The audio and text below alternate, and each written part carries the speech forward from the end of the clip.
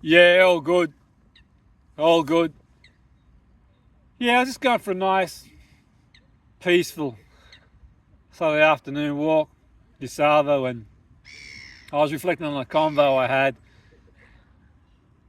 a while back with a former professional footballer who navigated their career successfully in the non-league.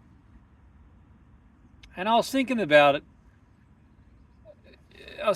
How, while you get many professional footballers who end up playing non-league approach it with humility, you do get cases sometimes of the big I am, and the conversation evolved around that because I was interested to know how former professional footballers, or the ones who did manage to navigate their way successfully in non-league, and some haven't, and it's a multitude of reasons, I guess, for each individuals. But generally speaking, one of the big things that sort of was evident to me is that sort of the big I am attitude, in the sense that past reputation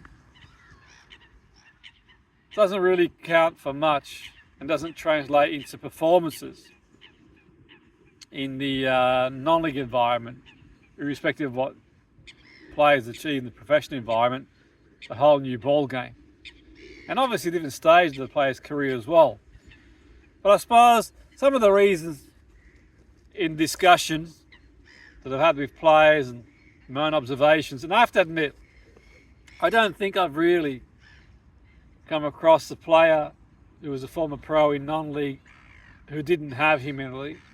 But I have heard stories, and obviously other teams and that sort of stuff. You kind of hear things and so on and so forth. But I suppose some of the reasons would be that failing to adapt to that new environment. Obviously, the new environment, the facilities, resources, training, and so on and so forth. Stages of the career as well. I think obviously it's like, more than likely if a player is going to go from professional football to non-league, it's going to be towards the end of the career, and are they still hungry to play and train?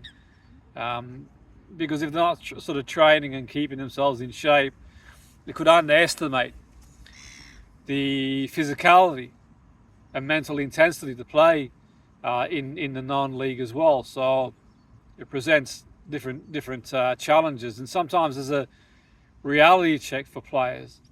If they go along and think, okay, they can just play on reputation and sort of cruise along, they generally will get a rude awakening. The fast pace, the fierce competition. Non-league football is really fiercely competitive. Players will approach the game like a cup final. That's not to say that players who play professional football don't approach it the same way. We've got to get the mindset of a non-league player. The mindset of a non-league player, for the most part, they got a different primary job, and they're doing it. Some might get some pay, and some might get paid reasonably well to a certain extent, but obviously it's not going to be, for the most part, in the bracket of a professional wage. So they are doing it, passionate about the game, love the game.